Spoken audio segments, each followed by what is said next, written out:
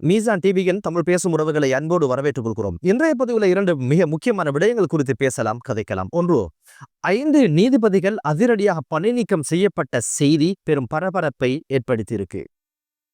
மாவனல்ல பிரதேசத்துல ஒரு சிசுவின் பூத உடல் தோண்டி எடுக்கப்பட்ட சம்பவம் பெரும் அதிர்ச்சியையும் சோகத்தையும் ஏற்படுத்தியிருக்கு.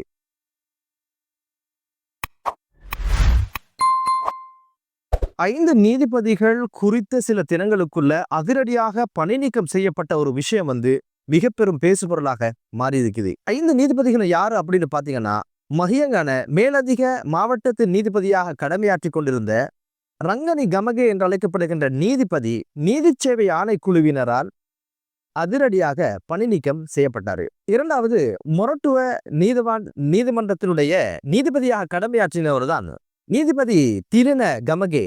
சட்டவிரோதமாக ஒரு யானை குட்டியை வச்சிருந்த குற்றச்சாட்டுல இவர் பணி நீக்கம் செய்யப்பட்ட சம்பவம் சில தினங்களுக்கு முன்னால பெரும் பரபரப்பை ஏற்படுத்தியிருந்தது. இவரையும் நீதிச்சேவை ஆணைக்குழு பதவி நீக்கம் செய்திருந்தது. புதிதாக நியமனம் பெற்ற 3 நீதிபதிகள் அவங்களுடைய தகுதிகான் காலங்கள் நிறைவடைவதற்கு முன்னால் பல்வேறு குற்றச்சாட்டுகள் நீதி சேவைக்கு வழங்கப்பட்டதனால உடனடியாக அமுலுக்கு வரும் வகையில பணி நீக்கம் செய்திருக்கிறது நீதி சேவை ஆணைக்குழு என்ற ஒரு செய்தி மிகப்பெரிய ஒரு பரபரப்பை ஏற்படுத்தியிருந்தது. இதற்கான காரணம் என்ன அப்படின்னு பாத்தீங்கன்னா, நீதி சேவை நிச்சயமாக நீதிமன்றத்தையும் நீதிபதிகளும் கட்டுப்படுத்துகின்ற, அது சுயாதீனமாக இருக்க வேண்டும் என்ற ஒரு நிலையில் இருக்கின்ற, அவைகளுக்கான பரிந்துரையை செய்கின்ற, அது குறித்து விசாரணைகள் நடத்துகின்ற ஒரு ஆணைக்குழு தான் நீதி சேவை ஆணைக்குழு. இவர்களுக்கு பல்வேறு கட்டங்களில் இவர்கள் குறித்து பல்வேறு சர்ச்சைகள், பல்வேறு விமர்சனங்கள் முன்வைக்கப்பட்டதனால நீதி சேவை சுயாதீனமாக இருக்கணும் என்பதற்காக, அது தரமுள்ளதாக இருக்கணும், அதன் மீது மக்களுக்கு நம்பிக்கை வரணும் என்ற ஒரு நல்ல அபிப்பிராயத்துல இந்த விடயம் நடந்திருப்பதாக சொல்லப்படுது. ஒரு ஆரோக்கியமான விடயம். காரணம் என்ன அப்படின்னு கேட்டீங்கன்னா, இன்னைக்கு நீதித்துறையை மக்கள் பலமாக நம்புகின்ற, அதன் மீது அதீத நம்பிக்கை வைத்திருக்கின்ற, அதன் மீது மிகப்பெரிய மரியாதை வைத்திருக்கின்ற ஒரு சூழ்நிலை பார்க்க முடியுது.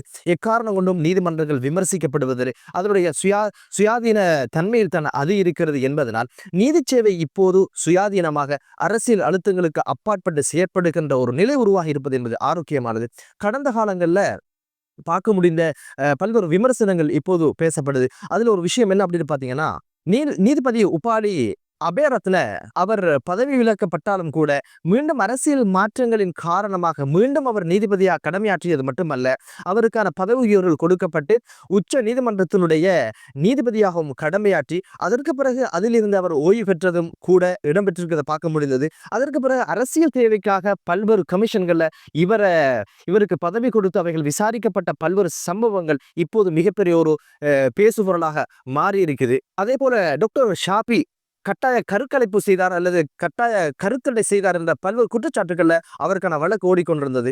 இது சம்பந்தமாக குருநாகல் நீதிமன்றத்துடைய நீதிபதி மீது பல்வேறு விமர்சனங்கள் முன்வைக்கப்பட்டாலும் கூட அது சம்பந்தமான இந்த விசாரணை முன்னெடுக்கப்படல என்ற ஒரு பல்வேறு விஷயங்கள் இப்போது பேசுபொருளாக மாறி இருக்குது. அதுக்கு காரணம் என்ன அப்படின்னு பாத்தீங்கன்னா, இந்த நீதிபதியினுடைய மனைவியும் அந்த குருநாகல் போதனா வைத்தியசாலையில் ஒரு வைத்தியராக இருந்திருக்கிறார். இந்த ஒரு விஷயத்தை பேசுபொருளாக ஆக்கிய ஒரு போலீஸ் அத்தியட்சகருடைய மனைவியும் போதனா வைத்தியசாலையில் ஒரு வைத்தியராக இருந்திருக்கிறார். டாக்டர் ஷாபியும் அதே வைத்தியசாலையில் இருந்தாங்க. இப்படியான ஒரு சூழ்நிலையில இந்த வழக்கு எப்படி முன்னெடுக்கப்பட்டது என்ற பல்வேறு விமர்சனங்கள் இருந்தாலும் கூட இந்த நீதிபதிக்கு எதிராக அன்றைய காலகட்டங்களில் பல்வேறு விமர்சனங்கள் முன்வைக்கப்பட்டாலும் கூட இதுக்கு எதிரான எந்த ஒரு விசாரணைகள் முன்னெடுக்கப்படல என்ற ஒரு சர்ச்சையும் ஒரு விமர்சனம் இப்போது பேசுபொருளாக மாறி இருக்குது. நீதி சேவை ஆணைக்குழு சுயாதீனமாக அதனுடைய சேவைகளையும் அதனுடைய பணிகளையும் நடத்தி வருவது என்பது ஆரோக்கியமான விடயம். அடுத்த விடயம் மாவனல்ல பிரதேசத்துல நேற்றைய தினம் ஒரு தோட்டத்தில இருந்து சில தினங்களே ஆன ஒரு சிசுவனுடைய பிரேதம் கண்டெடுக்கப்பட்ட செய்தி மிகப்பெரிய ஒரு பேசுபொருளாகவும் அதிர்ச்சியையும் சோகத்தையும் ஏற்படுத்தியதை பார்க்க முடிந்தது. இது குறித்து 2 பேர் இப்போது கைது செய்யப்பட்டிருக்கின்றார்கள். போலீசார் இது குறித்த விசாரணை மேற்கொள்ளப்படுகின்ற விசாரணைகள் எதற்காக, என்ன காரணத்துக்காக, எப்படி நடந்தது என்ற பல்வேறு விஷயங்கள் வெளியில் வர ஆரம்பிக்கும். பொறுத்தது பார்க்கலாம் அந்த விடயங்கள் குறித்து என்ன விஷயங்கள் வெளியில் வருகிறது என்று. என்னதான் இருந்தாலும் யார் செய்தார்கள் என்பதை தாண்டி எதற்காக இந்த விடயங்கள் நடக்கிறது என்ற ஒரு விடயம் கண்டறியப்பட வேண்டும். அதுக்கான காரணிகளை தேடி அது ஒரு சமூக பிரச்சனையாக இருப்பதனால் அதுக்கான தீர்வுகள் முன்வைக்கப்படணும். இந்த குற்றங்கள் இத்தோடு முடிகின்ற விடயங்களாக இருக்க வேண்டும். காரணம் என்ன அப்படின்னு பாத்தீங்கன்னா, கடந்த பல்வேறு தினங்கள்ல இது போன்ற சோகமான சம்பவங்கள் நடந்ததை பார்க்க முடிந்தது. கடந்த மாதம் பரகாதனிய பிரதேசத்துல வயல்வெளியில ஒரு பச்சிளம் குழந்தை போடப்பட்டு கண்டெடுக்கப்பட்ட சம்பவம். ஏதாவது நாய் கண்டிருந்தால் சாப்பிட்டு இருக்கலாம். ஆனால் ஏதோ ஒரு வகையில் மயிரிழையில் அந்த குழந்தையின் உயிர் பாதுகாக்கப்பட்டு இப்போது அது பராமரிப்பு நிலையங்கள் இருக்கிறதாக கேள்விப்பட்டிருக்கிறோம். இந்த மாதம் 4ஆம் தேதி கேள்விப்பட்ட சோகமான சம்பவம் என்ன அப்படின்னு பார்த்தீங்கன்னா, புத்தளத்தில் இருந்து கொழும்பு நோக்கி பயணிக்கின்ற ஒரு புகையிரதம் அதனுடைய 3வது பெட்டியிற்கு அருகில் இருக்கின்ற ஒரு மலசல கூடத்திலிருந்து ஒரு துர்நாற்றம் வர ஆரம்பித்திருக்கு. துப்புரவு பணியாளர்கள் அங்கு சென்று பார்த்த பொழுதுதான் தெரிய வந்தது. டியூட்டி ஃப்ரீ பேக்ல ஒரு சிசுவனுடைய சடலம் கண்டெடுக்கப்பட்டது. அழுகிய நிலையில, பல பாகங்கள் சிதைவடைந்த நிலையில அந்த சிசுவனுடைய பிரேதம் கண்டெடுக்கப்பட்டது. இப்போது விசாரணைகள் தொடங்கப்பட்டிருக்கிறது. யார் போட்டார்கள் என்பது இதுவரைக்கும் கண்டறியப்படல. எனவே ஒரு சிசுவனுடைய இன்று மனித உயிர்களுடைய நிலைமை எப்படி இருக்கு அப்படின்னு கேட்டீங்கன்னா ரொம்ப மலிவா போச்சு. இது யார் செய்தார் என்பதை விட எதற்காக நடந்தது, இதுக்கான காரணிகள் என்ன, இது போன்ற காரணங்கள் உருவாவதற்கான காரணிகளை கண்டறிந்து எப்படி அவைகளுக்கான சிகிச்சைகளையும் தீர்வுகளையும் கொடுப்பது என்பதுதான் சிந்திக்கணும். எப்போதும் நடக்கிற ஒரு விஷயம் தான். ஒரு செய்தியாக நாம் கடந்து போக பழகி கொண்டோம். எனவே 10ஓடு இது 11ஆக மாறியிருப்பது என்பதுதான் எமக்கு தெரிகின்ற யதார்த்தம். ஒரு விடயம் தெரிகிறது. அதாவது ஒரு பிழையான வழியில் இந்த குழந்தை பிறந்திருக்க வேண்டும். அதே போன்று ஒரு பிழையான முறையிலே இது இறந்திருக்க வேண்டும்.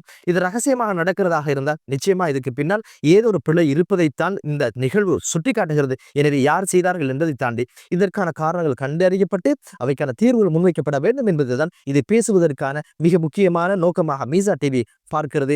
குழந்தை கிடைத்துவிட்டால் அது வாழ்வதற்கான உரிமை அந்த குழந்தைக்கு உண்டு என்பதை புரிந்து கொள்ள வேண்டும். எனவே இந்த குழந்தையை பெற்றது என்பது உங்களுக்கு பிரச்சனை இருக்கலாம். ஆனால் அந்த குழந்தை வாழ்வதற்கான உரிமையை இந்த நாட்டில் பெற்றிருக்கிறது. எனவே உங்களுக்கு பராமரிப்பதற்கு முடியாது என்றால் பராமரிப்பு நிலையங்கள் இருக்கிறது. போலீசாரிடம் ஒப்படையுங்கள். எனவே சிறுவர் பராமரிப்பு நிலையங்கள் ஒப்படையுங்கள். அந்த குழந்தை உங்களிடமிருந்து கஷ்டப்படுவதை விட சீரும் சிறப்புமாக இது போன்ற நிலையங்களில் அது வாழும். சிசுக்களுடைய படுகொலை எதனால நடக்குது அப்படின்னு கேட்டீங்கன்னா, திருமண உறவுக்கு அப்பாற்பட்ட உறவின் மூலம் குழந்தைகள் பெற்றுக்கொள்வதனால் தான் இது போன்ற நிலைகள் உருவாகிறது என்று சொல்லப்படுகிறது. திருமணத்துக்கு அப்பாற்பட்ட உறவு எதனால் டெவலப் ஆகுது அப்படின்னு கேட்டீங்கன்னா, அதுக்கு மிக முக்கியமான காரணம் போன் பாவனையும் அதே போல சோசியல் மீடியாக்கள்ல இலகுவாக பிறரோடு உறவு கொள்வதற்கான ரிலேஷன்ஷிப்பை உண்டு பண்ணிக் கொள்வதற்கான வழிவகைகள் இருப்பதனால் இது குறித்து சமூகம் விழிப்போடு இருக்க வேண்டும். பெற்றோர்கள், ஆசிரியர்கள், சமூக நிறுவனங்கள் இது போன்ற அனைவரும் ஒன்றிணைந்துதான் இதுக்கான காரணங்களை கண்டறிந்து இதுக்கான தீர்வுகள் என்ன என்பதை பெற முனைய வேண்டும் என்ற வினயமான ஒரு வேண்டுதலோடு இது போன்ற சிசுக்களினுடைய படுகொலைகள் அல்லது புதைக்கின்ற வயல்களிலே விட்டு செல்லுகின்ற ட்ரெயினிலே போட்டு செல்லுகின்ற அவலங்கள் நிறைவடைவதற்கான அதுக்கான முற்றுப்புள்ளிகளை அரசு வைக்க வேண்டும் என்று கூறி மற்றொரு காணொலியிலே உங்கள் அனைவரையும் சந்திக்கும் வரை விடைபெறுகிறேன். நன்றி.